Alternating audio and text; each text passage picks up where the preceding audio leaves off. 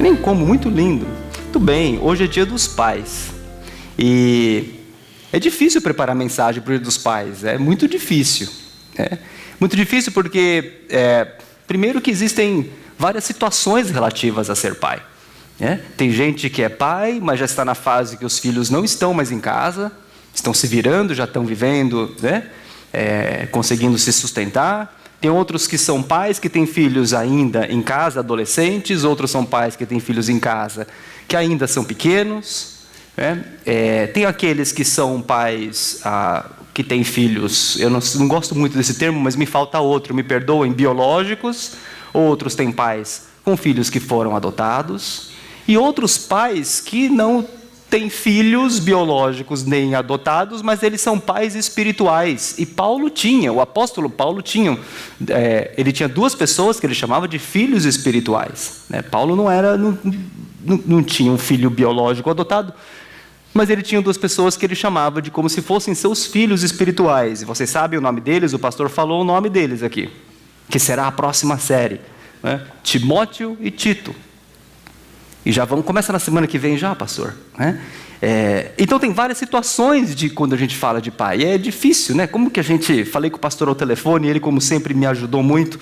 Como que a gente aborda isso? E eu pensei numa frase que na cultura japonesa e também na chinesa, por alguns amigos meus chineses que também falam, que a gente usa bastante. Pai rico, filho nobre, neto pobre. Opa, obrigado, o pessoal trabalhou aqui no PowerPoint. Vocês olharem o PowerPoint dele, o meu não tem nada a ver, o meu está tudo branco. Eu não sei muito mexer com essas coisas aqui. Obrigado, queridos. Pai rico, filho nobre, neto pobre. Essa é uma frase que a gente usa muito na cultura nossa. O que significa isso? Você tem lá um pai que tem recursos, tem um patrimônio legal, aí o filho vai, o que acontece com o filho? Ele gasta tudo, então não sobra mais nada além da nobreza. E o neto não sobra nada. O que vamos deixar para os nossos filhos?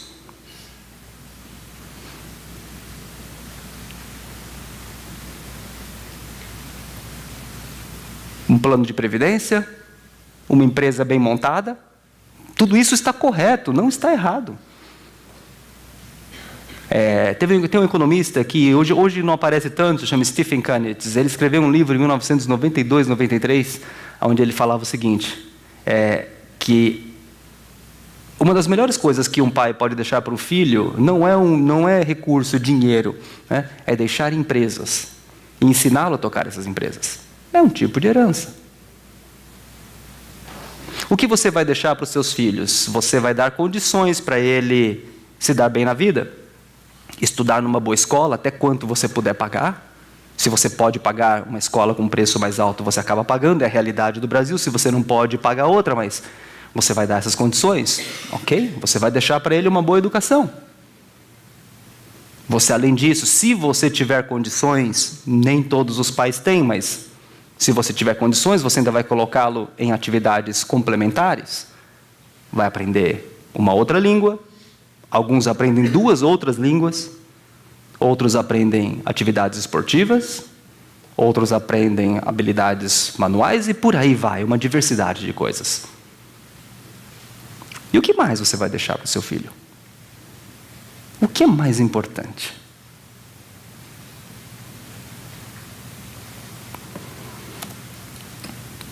Eclesiastes capítulo 2, versículo 21, diz o seguinte, e depois nós vamos para Eclesiastes 5,14, está aqui na tela.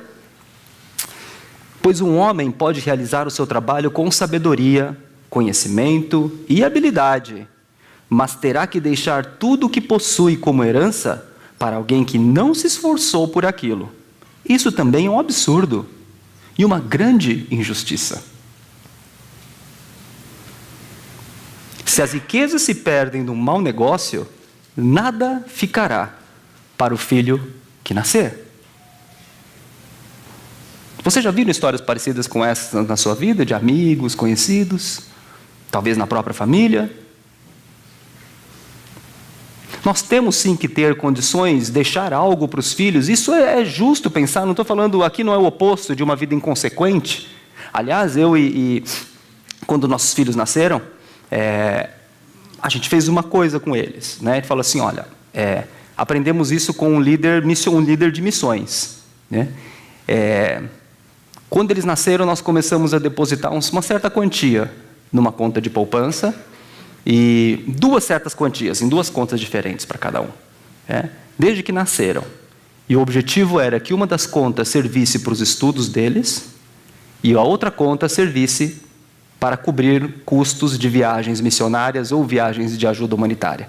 Ou seja, essa outra conta não é para gastar com presente para o namorado, para a namorada, viajar de férias, não é. Pode até usar as férias, mas esse outro recurso é para eles poderem ajudar as pessoas, de alguma forma. Isso é o que está nas nossas mãos. Isso é o que a gente pôde fazer. E os brasileiros geralmente costumam dizer que o japonês guarda dinheiro, né? Eu conheço os japoneses por aí que não é bem assim, né? Mas isso é o que a gente pode fazer. Dentro da nossa cultura, isso era comum, é o que a gente podia fazer. Põe um pouquinho todo mês, né? E quando eles tiverem 18 anos, eles vão poder usar com estas regras. Fora dessas regras, não pode. É o que a gente pode fazer. Mas nós sabemos, e a palavra de Deus deixa bem claro, que isso não é o único tipo de herança que nós podemos deixar.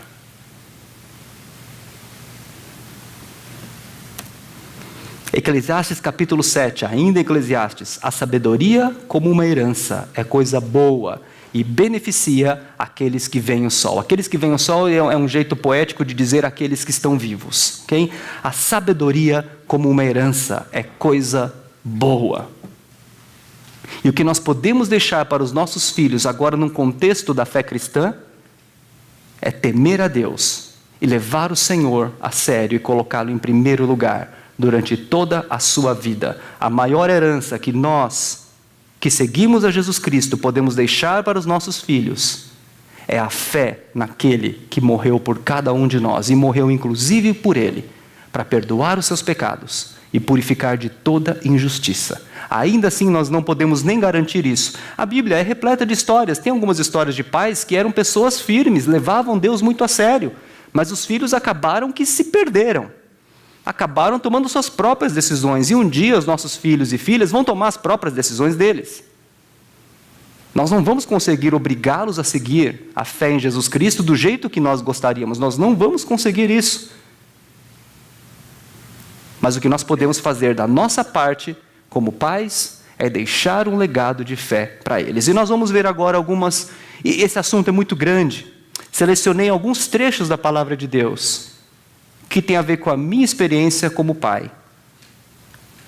E que acredito que tem um pouco a ver com a realidade do que a gente vive hoje como pais, num mundo e numa sociedade tão desorientada como essa. Domênico de Masi lançou o seu novo livro faz uns 3, 4 meses, que foi traduzido em português, né? Uma sociedade desorientada. E interessante que nós estivemos no Líbano, agora em junho, uma das conferências que a gente participou, o tema era esse, ser igreja em uma sociedade desorientada. Acho que está na moda usar essa palavra, eu vou usar umas 2, 3 vezes assim, que desorientado é uma palavra que retrata bem o que nós estamos vivendo hoje. Nós todos, inclusive nós, dentro das igrejas. A primeira dimensão que eu queria trazer para vocês sobre o que é sabedoria, que sabedoria é essa que nós podemos deixar para os nossos filhos como pais, é em Eclesiastes 8, versículo 9 a 13. Quando os crimes não são castigados logo, o coração do homem se enche de planos para fazer o mal. O ímpio pode cometer 100 de crimes e até ter vida longa, mas sei muito bem que as coisas serão melhores para os que temem a Deus, para os que mostram respeito diante dele. Para os ímpios, no entanto, nada irá bem, porque não temem a Deus, e os seus dias, como sombras, serão poucos. Pois Deus trará julgamento a tudo o que foi feito, inclusive tudo o que está escondido, seja bom, seja mal. A crise econômica do Brasil está provando os alicerces da fé e as prioridades dos pais. Nossos filhos estão vendo as decisões que nós tomamos diante dessa crise econômica. Nossos filhos estão vendo isso. Eu passei por 3 movimentos no meio disso, né? Saí de uma empresa, fui para outra, saí de outra, montei meu próprio negócio. Graças a Deus está indo tudo bem, pela graça do Senhor. Mas poderia não estar indo bem no sentido financeiro, poderia não estar entrando dinheiro. Quando nós vemos o Brasil do jeito que está as notícias, eles ouvem as notícias, que os crimes não estão sendo castigados logo aqui. É isso que a gente ouve, pelo menos, não é? Os crimes não estão sendo castigados, e o que acontece é que, então, já que ninguém é culpado, eu posso fazer o que eu quero. Essa semana, eu almocei com um empresário, e no meio eu estava conversando com ele sobre um determinado tipo de negócio que eu estava tendo uma oportunidade de realizar, e eu virei para ele e falei assim, olha, o negócio é assim, acho que vai ser esse tipo de contrato. Ele virou para mim, sem hesitar, falou o seguinte, Nomoto, se você não quiser fazer aparecer todo esse dinheiro aí que você está achando do negócio, você passa ele por aqui que ninguém vê. Aí eu virei para ele, falei assim, eu não faço negócios desse tipo. Eu declaro tudo o que eu faço, ainda que seja um pouquinho. Eu não faço esse tipo de negócio. Aí ele virou para mim, sem hesitar, falou assim, fala sério, Nomoto. Olha lá essa empresa, não vou mencionar, uma das empresas envolvidas no que a gente está ouvindo aí do caso de corrupção. Olha a empresa X, um monte de gente importante, eles também fazem. Salomão já havia dito isso milhares de anos atrás. Sim ou não? Olha o que está escrito aqui. Quando os crimes não são castigados, o ímpio o coração do homem se enche de planos para fazer mal. Como que nós educamos os nossos filhos num contexto como esse que nós estamos vivendo? Eles estão ouvindo o que vocês estão falando, estão ouvindo o que eu estou falando. Uma outra conversa que tive muito interessante, e vou colocar dois homens, e que os dois também são pais. Um deles, e os dois têm recursos, eles têm um patrimônio bom. Um deles virou e falou o seguinte, eu não aguento mais esse país, eu vou mudar. Os dois vão na igreja todo domingo. Todo domingo. Está aqui sentado, que nem eu e você. E um deles virou e falou o seguinte, eu não quero mais ficar nesse país, eu vou mudar daqui, chega desse país. Pegou e mudou. O outro, que é um empresário muito bem sucedido na área de construção, me disse o seguinte, Nomoto, eu estava pensando com a minha esposa e meus filhos em mudar do Brasil, porque está difícil ser empresário aqui. Está muito difícil. E a gente começou a ver alguma coisa, chegaram até a viver umas semanas fora. E ele voltou e disse, mas num determinado momento eu pensei, qual é a vontade de Deus? Então é isso? O país está ruim, eu tenho dinheiro, eu saio daqui? É assim que um cristão decide? É desse jeito? Qual é a vontade de Deus? Nós acabamos de vir no Líbano, e vocês vão ouvir ainda algo falando sobre isso, porque isso está fervendo dentro de mim. Nós estivemos com alguns líderes de igrejas cristãs na Síria. Síria, vocês sabem, está passando por um momento muito difícil.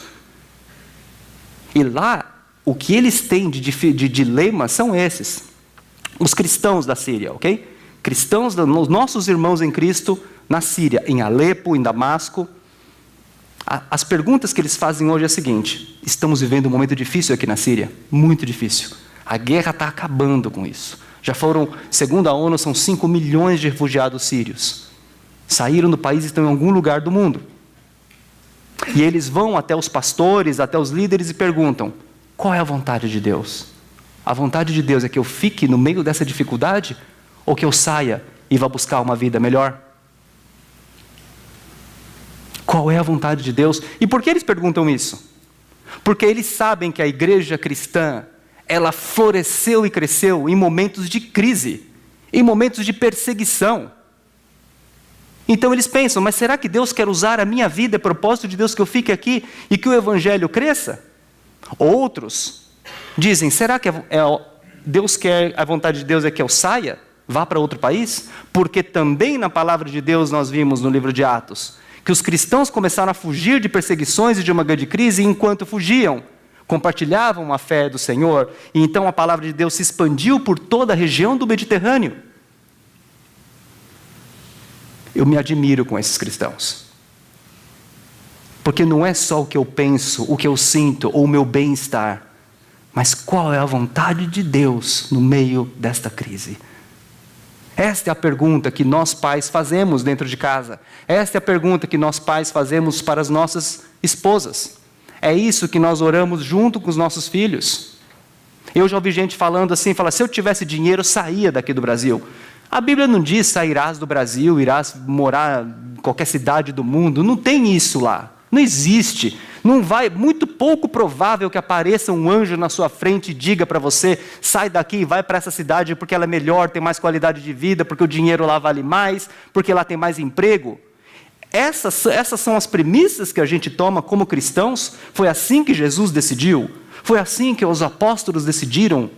Tomaram suas decisões em momentos de crise? Nós aqui no Brasil hoje, eu não posso falar para as mães, mas vou falar para os pais, de pai para pai. Você e eu, como pais,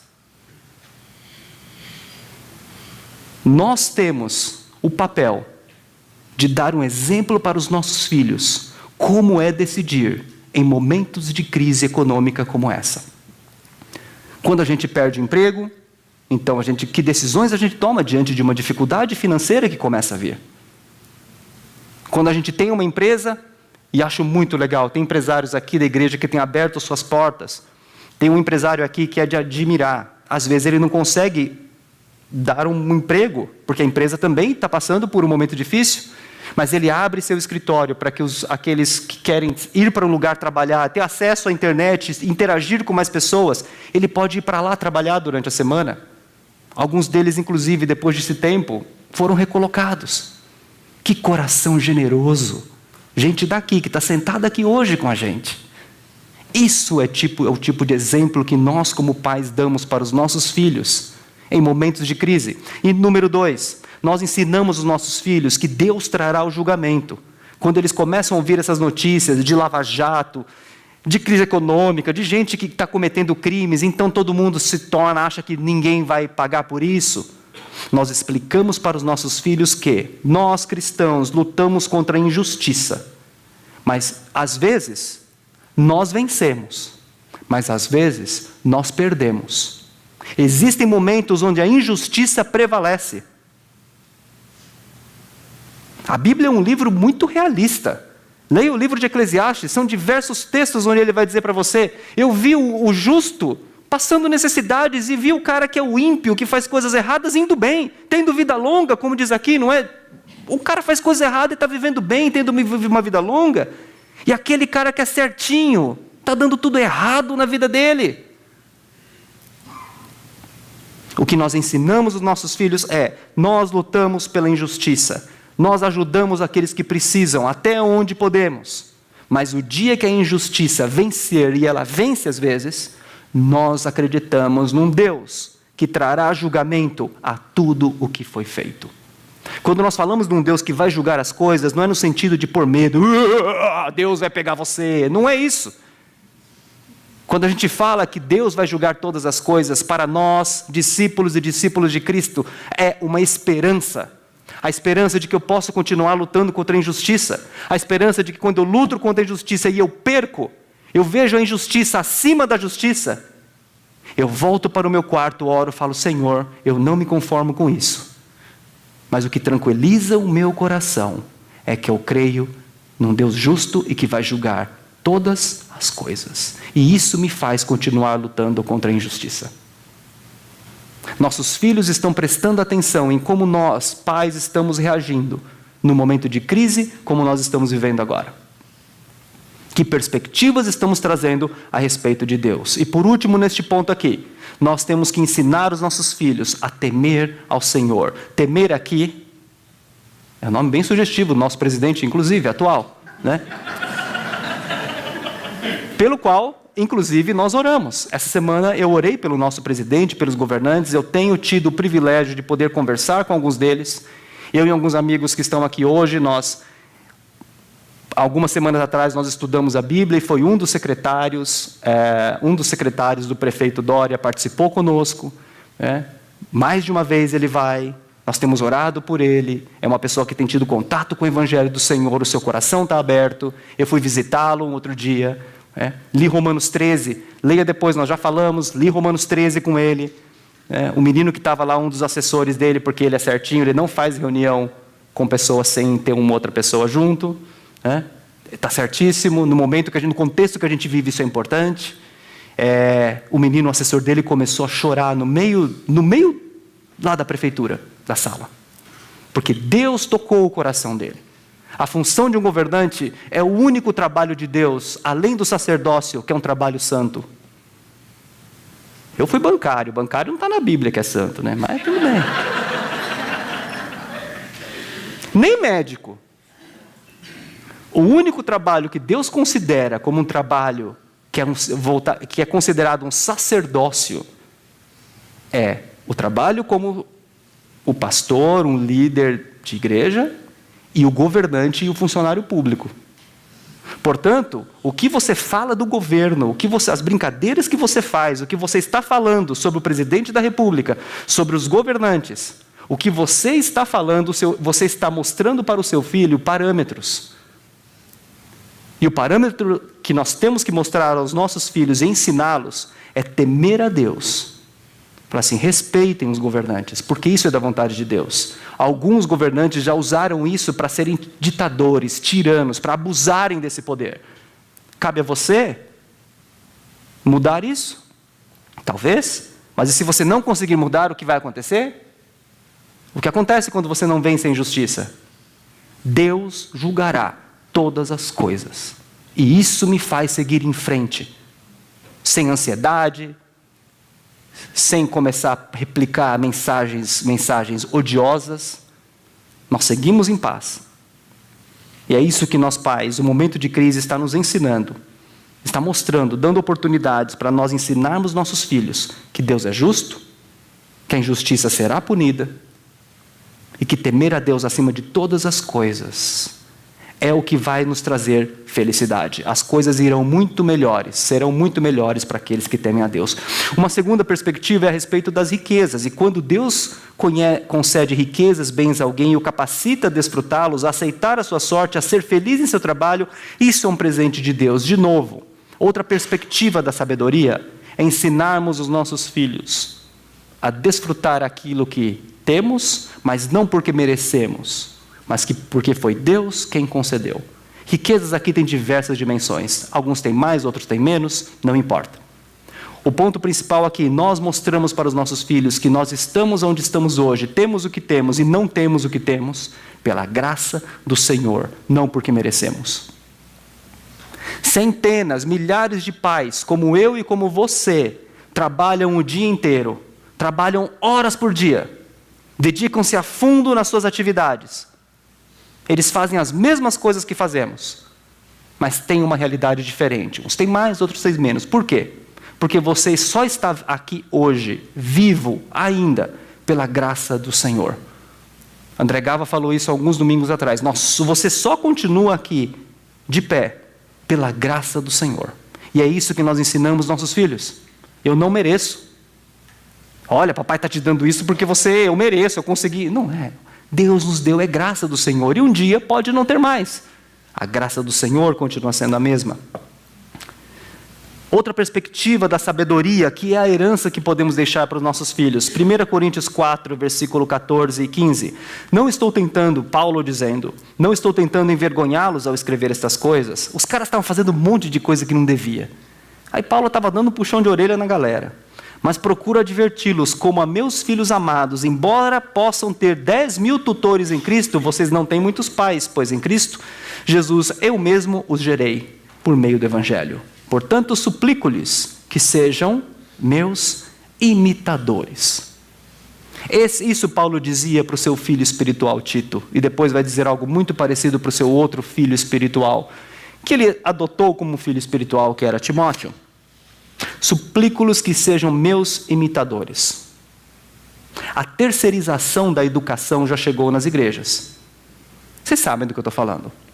Pais que deixam os filhos na escola e acham que a escola vai resolver todos os problemas dele. Não vai.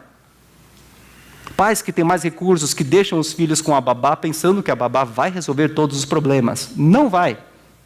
E isso já chegou nas igrejas. Pais que pensam que a responsabilidade de ensinar a Bíblia e de levar os seus filhos a terem uma vida de temor, adoração ao Senhor, é do pastor e do líder da escola dominical, do líder de crianças, do kids. Não é. Este papel é seu como pai. Somos nós que ensinamos os nossos filhos, desde pequenininhos, a levarem o Senhor, Jesus, como Senhor e Salvador, e viver para agradá-lo. Você não vai poder garantir que ele siga o caminho do Senhor. Mas você pode mostrar e vai fazer isso, porque esse é o seu papel, não é o papel do pastor, da igreja. E ainda assim existe uma observação importante que nós vemos, né? Nós tivemos um privilégio, eu e Celise, exatamente quando nossos 2 filhos chegaram a 8 anos de idade, Deus abriu a oportunidade de podermos apresentar o plano da salvação a eles. E nós oramos com eles em momentos diferentes, quando eles chegaram a 8 anos, e eles decidiram entregar a vida ao Senhor. Um deles teve uma experiência, os dois a experiência foi ótima, mas um dos dois teve uma experiência marcante. Eu tive um dia horroroso no trabalho, foi um dos piores dias que eu tive de trabalho. Eu voltei muito irritado para casa, muito irritado. Tive que sair para ficar dando volta no quarteirão, andando para ver se espairecia. Um negócio horrível que aconteceu, que me deixou muito irritado. Naquele dia, a Celise me pegou e falou assim: hoje é o dia que nós vamos orar, né, por um dos nossos 2 filhos, e é o momento de nós levarmos até o Senhor. E eles tomaram a decisão de colocarem Jesus Cristo como o Senhor e Salvador das suas vidas. Essa decisão é importante. E nós oramos. Eu não achei que deu muita coisa aquela oração. Eu saí do quarto. Depois, óbvio que os filhos abrem mais os sentimentos com as mães, pelo menos em casa, do que com os pais. Eu não sei porquê, eu sou tão legal. Eu sou legal. Aliás, é assim, né? Eu chego em casa mais cedo. Oi, cadê a mamãe? Eu falei, cara, eu cheguei. Oi, eu sou o pai de vocês. Eu pago as suas contas, eu que faço tudo, joga na cara, né? Começa... Eu cheguei, cadê a mamãe? Gente, eu corri que não doido para chegar mais cedo e ver vocês. Cadê? Eu vontade de pegar um... Eu saí do quarto, achei que não tinha acontecido nada, tal, mas depois um dos nossos filhos abriu com a Celise e falou assim: olha, depois que eu fiz, a gente orou, eu senti que tudo aquilo que tinha de ruim dentro de mim foi perdoado e saiu. Gente, esta é uma experiência de conversão ao Senhor Jesus. Quando você tem a certeza que todos os seus pecados foram perdoados e que Ele te deu uma nova vida, é isso. É disso que nós estamos falando. Eu achei muito legal no retiro do carnaval. O Felipe pegava os meninos ali e falava de Jesus, pegava no pé deles, falava um monte. Toda noite, um dos nossos filhos voltava assim e falava assim: não, Felipe está falando de entregar a vida a Cristo, temos que tomar uma decisão de seguir a Jesus, e ficou falando. Aí um dia ele voltou e piorou. Falou assim: ó, hoje o Felipe falou que vocês têm que falar de Jesus para mim. Falei: são vocês que vão fazer essa oração por mim. Falei: esse Felipe eu pego ele no corredor. Eu vou pegar esse menino e vou espremer ele, né? E graças a que Deus usou a vida do Felipe, que cuida aqui do trabalho dos pré-adolas e das crianças também, nós tivemos a oportunidade esse ano também de compartilhar. O cuidado que apresentar o Evangelho do Senhor Jesus, ensiná-lo a andar nos caminhos de Cristo, é nossa tarefa, não é da igreja. Não é. A igreja pode ajudar, pode apoiar, mas não é da igreja. E quero dizer mais a vocês, ok? Nós temos que pensar muito bem nas atividades que como nós estamos preenchendo a agenda dos nossos filhos. E por favor, não entendam de forma legalista o que eu vou dizer agora, não é moralista. Mas eu preciso dizer isso a vocês. Pensem muito bem no tipo de atividades que a gente tem complementado, tem colocado na agenda dos nossos filhos. E por quê? Nós estamos exigindo que os nossos filhos sejam firmes em Cristo, que venham à igreja, que leiam a Bíblia e conheçam mais a palavra de Deus, que sejam mais integrados com os jovens, com as crianças daqui da igreja. Só que nós enchemos de atividades que concorrem com essas atividades que acontecem para eles. Nós criamos oportunidades aqui nesta igreja e em outras igrejas também, oportunidades de encontro de jovens, encontro de adolescentes, encontro de crianças. Eles têm encontros durante a semana, têm encontro sábado. Só que nós enchemos os nossos filhos de outras atividades que não são ruins, mas que concorrem com esses programas, e eles acabam que não conseguem vir. Assim como 2 corpos não ocupam o mesmo lugar no espaço, 2 compromissos não ocupam o mesmo horário na agenda. Não adianta você dizer que dá, porque não dá. Eu já tentei fazer isso. No meio de uma reunião, está num call, entra no sei o quê, manda... Cara, você não está fazendo nada direito. Nenhuma das coisas que você está fazendo direito. 2 compromissos não ocupam o mesmo horário na agenda. E eu queria pedir a vocês, pais, de pai para pai, reflitam sobre as atividades que vocês têm colocado, as atividades extracurriculares, na agenda do seu filho. Porque essas atividades podem estar concorrendo com momentos onde ele pode conhecer mais a palavra de Deus, onde ele pode se integrar mais com outros jovens, outras pessoas, outras crianças que também estão estudando a palavra do Senhor. A gente abre oportunidades para eles aprenderem a orar, a viverem juntos em grupos de pessoas que professam o nome de Cristo. Não estou dizendo que essas outras atividades são ruins, eu não estou dizendo isso. A Bíblia não diz, não matricule seu filho no céu, ela não diz isso. Mas é para você refletir que ele vai perder algumas oportunidades que estão sendo oferecidas para ele conhecer mais a palavra de Deus, viver mais com outros jovens, dependendo do tipo de agenda que é você que está montando. Não é ninguém, é você que está montando essa agenda para ele.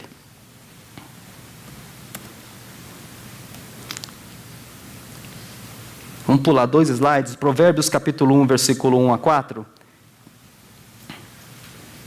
Estes são os provérbios de Salomão, filho de Davi, rei de Israel.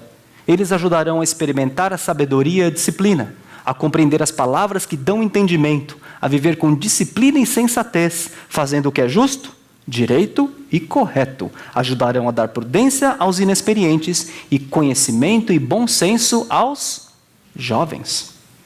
As atividades que nós fazemos aqui, as atividades que outras igrejas cristãs também fazem, têm este objetivo, de ajudar com que crianças e jovens tenham mais conhecimento do nosso Deus.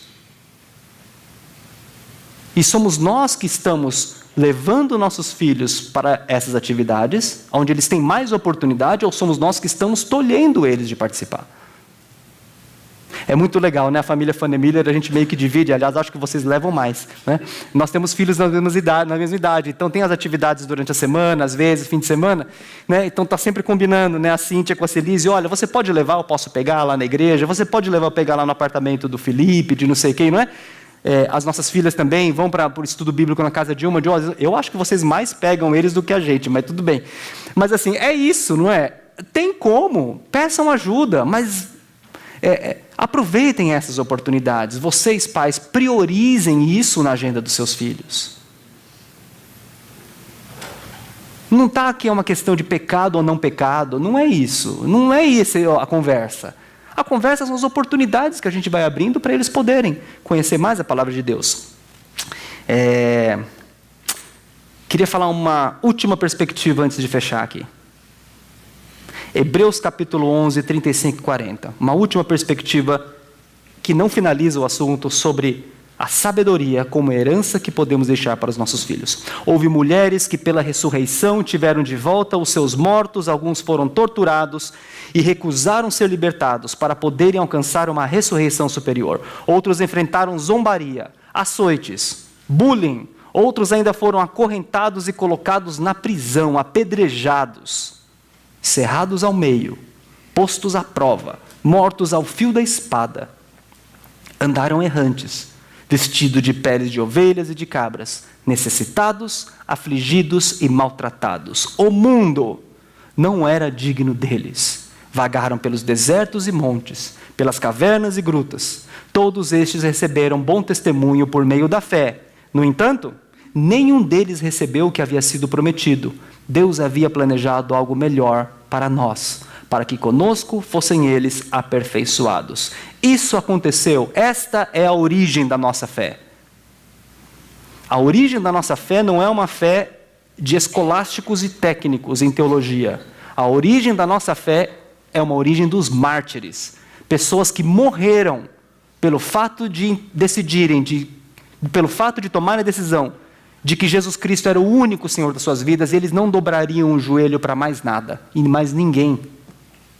Nós visitamos ali no Líbano algumas dessas cavernas onde eles moraram. Eles fugiam, moravam nas cavernas e iam fugindo pelas montanhas. Esses são os nossos heróis da fé.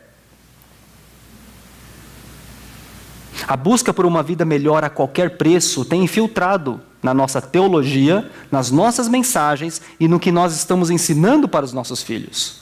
O que é uma vida melhor? O que é uma vida melhor? O que é uma vida melhor para os discípulos e discípulas de Jesus Cristo? Ah, mas Nomoto, peraí, isso tem limites. Que limite? Leia Hebreus. Foi assim que os nossos irmãos viveram.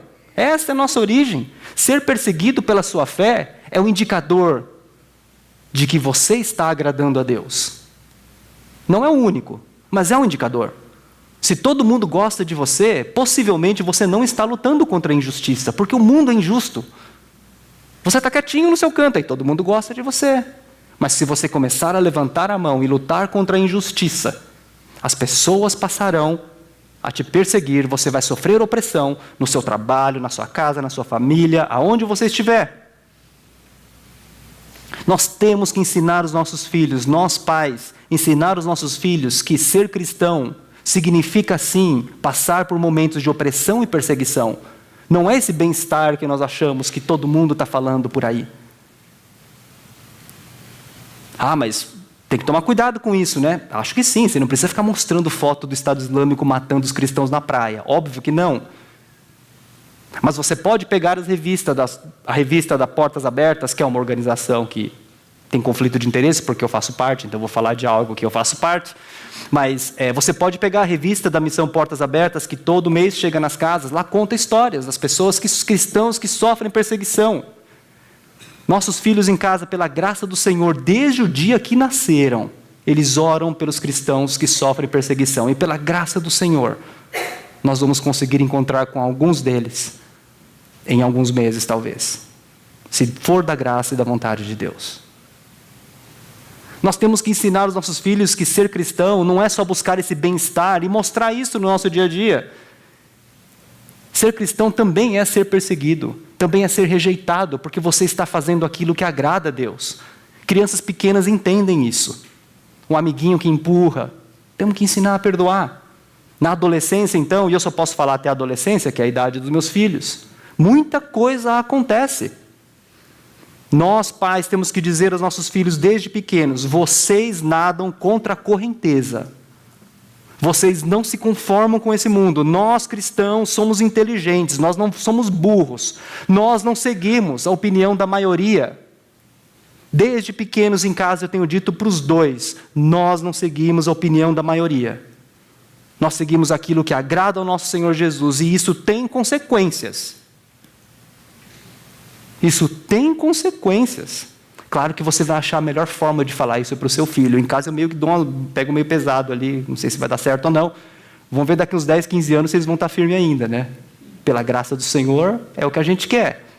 Você vai encontrar o jeito de você dizer isso para os seus filhos. Mas a mensagem aqui é: tomem muito cuidado, reflitam muito bem com o tipo de estilo de vida e de mensagens e do jeito com que nós estamos tomando decisões. Se elas estão mostrando só o bem-estar, a busca pelo bem-estar, desse bem-estar que dizem por aí, ou se nós estamos tomando decisões que levam a gente a agradar o Senhor e isso vai desagradar outras pessoas. Porque estamos sendo justos, estamos amando ao próximo, porque estamos levando a palavra do Senhor para aqueles que ainda não ouviram. O último slide é uma adaptação que eu fiz de Mateus, capítulo 32, 37 a 39. Se tem algo que nós pais, eu pelo menos gostaria de ouvir dos meus filhos, é algo assim: meu pai é um homem com vários defeitos, mas ele ama o Senhor com todo o seu coração, alma e entendimento, e ama o próximo como se fosse ele mesmo. Esta mensagem não é para as mães, é para os pais. Eu sou pai, você é pai, essa mensagem é para nós. Deve ser muito gostoso saber que os nossos filhos disseram isso de nós um dia. Quero dizer a vocês, talvez tenha alguns pais aqui que os filhos já não moram juntos e que pensem: puxa, quanta coisa eu poderia ter feito e eu não fiz. Para você, se você está nessa situação, eu quero dizer para você que hoje é o dia de você mudar o seu papel agora por alguns instantes. Você não está mais aqui, não diante de mim, mas diante de Jesus Cristo, não como pai, mas como filho. Como filho pródigo, como filho daquela música que a gente cantou, que talvez não tenha levado Deus do jeito que deveria, ou tenha abandonado o Senhor ao longo do caminho. Ainda é tempo de você voltar, sabe por quê?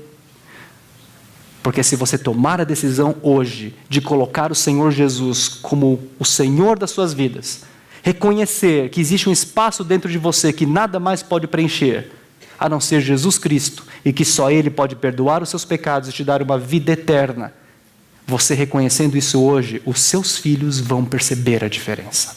Ainda que eles não morem mais com você, ainda que você tenha sido um pai que tenha feito coisas que não deveria, o Senhor perdoa todos os pecados. Talvez você seja um pai que tenha cometido adultério, talvez você tenha sido um pai que tenha tratado mal os seus filhos. As situações são enormes, e você carregue hoje um peso por tudo isso. Eu quero dizer para você, hoje é o dia que o Senhor Jesus quer libertá-lo. Talvez os seus netos vão perceber.